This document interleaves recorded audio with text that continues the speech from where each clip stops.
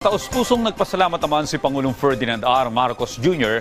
sa bansang Oman at sa lahat ng mga taong tumulong para mapalaya ang Pinoy seafarers.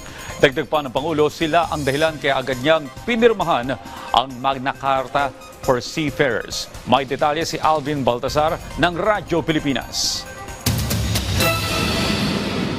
Laya na matapos i-release ang 17 Filipino seafarers ng Houthi rebels kasunod ng pagkakatangay sa Red Sea noong November 2023 o higit isang taon na ang nakalilipas.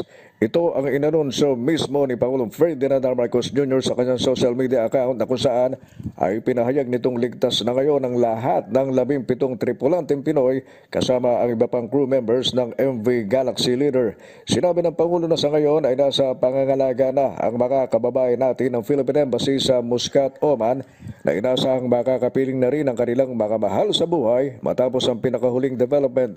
Kaugnay nito ay nagpasalamat ang Pangulo kay Oman Sultan Haitham bin Tariq at sa kanyang pamahalaan kaugnay ng matagumpay na ginawa nitong pamamagitan na nauwi sa paglaya ng 17 Pinoy seafarers. Pinuri rin ng Pangulo ang mga kinaukulang ahensya ng pamahalaan Pilipinas at mga pribadong grupo na anya ay walang kapagurang nakipagtulungan sa foreign government dahilan upang mapalaya ang mga Pinoy matapos ang 429 na araw. Dagdag ng Pangulo na dahil sa matatapang ng Filipino seafarers kaya kung bakit na nilagdaan ang Magna Carta o Filipino Seafarers. Ito ay upang maprotektahan ang kanilang karapatan at kapakanan, maitaguyod ang kanilang full employment at matiyak ang pantay na oportunidad sa maritime industry kabilang ang access sa edukasyon at training and development salig sa mga umiiral na domestic at international laws, standards at convention.